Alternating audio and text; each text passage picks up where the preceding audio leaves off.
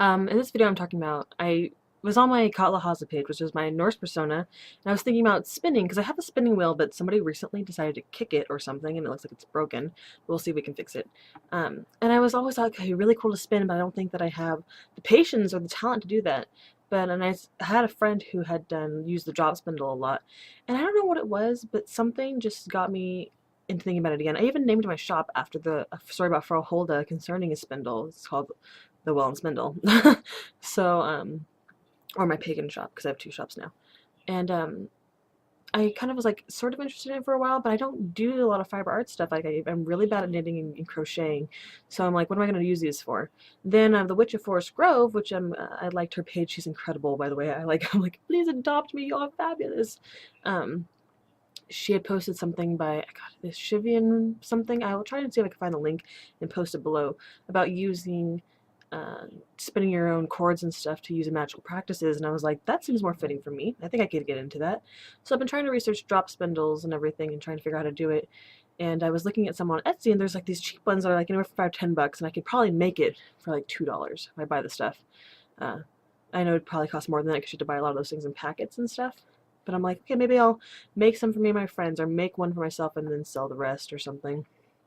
But I heard that the weight on those isn't very good, and I heard that oak is the best. So I'm gonna go to, there's a yarn shop here really close to my house called Two Sisters and You, or You, like get it, Two Sisters and then the little sheepy baby, haha.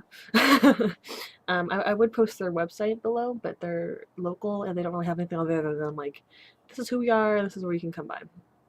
But if you are in La Mesa or San Diego and you're looking for a yarn shop, contact me. I'll give you the name for it if you didn't catch it here. And my friend Christine, I'm sorry, I'm moving over these pages. She showed me the Art of Megan, and she said it was like the best YouTube channel for learning how to spin or use the drop spindle and everything. And that she said my friend, when she gets into something, she really researches it. Like she gets into it. She wants to find the best thing for it. So if she's telling me that this is the best YouTube channel to look for, I'm gonna believe her. I watched one other YouTube channel, which I thought was good, and I haven't watched this woman's videos yet, but I'm going to recommend them from her. And she got her, I'm looking down, she got her spindle. She got a Banskia pod. I guess it's a lotus pod spindle. They look like they're made out of peacock feathers, but like darker brown.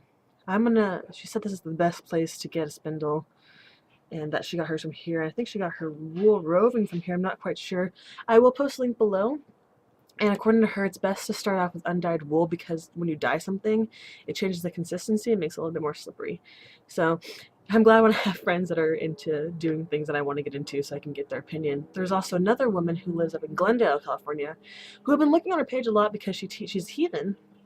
And so I've been looking at her page a lot, trying to like, are you gonna teach a class? Are you gonna do this? I want to drive up and meet her. Like she's really cool. She's into spinning as well. So I got two friends who are, well, one's just purely an online friend, and unfortunately Christine moved to Sacramento. She used to live here, but at least I can talk to them about working on these different things.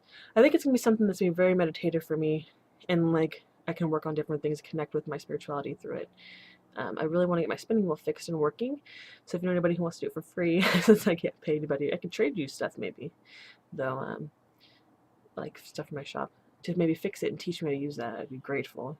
I'm gonna just try and watch YouTube videos and try and take some pictures of it and compare it to pictures online to see if I have all the different elements to get it to work.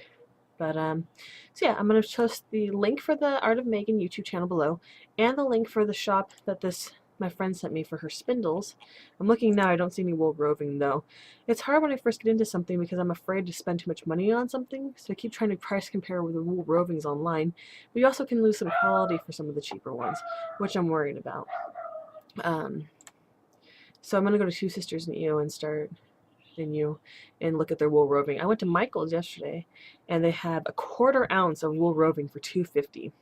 And I know a lot of people on Etsy are selling like the 3 to 4 ounces for around $7, but that doesn't include shipping. So we'll see. You can always use a coupon at Michael's too at the craft store, but you only get like a little bit, which would be perfect because if you're first starting out, working how to use it, learning how to use it without spending too much, and having a bunch of wool roving left over, you know what to do with it.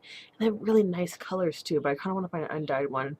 So my friend says it's the best to start with, and I'm going to believe her, because she actually has experience with it. So I may start offering these in one of my stores in the Well and Spindle, not in Maina's Apothecary. as like witch cords and stuff. I was thinking of making witches ladders. There's a lot of things that I make that I don't put on my site because there's too much that I have of my there's too much that go into them that I feel like I don't want to just try and like produce a bunch of them to get them out. You know what I mean? Different types and everything. Like I have a witch's ladder right next to me that my mom made. And so it's one of the few things I haven't made for my store.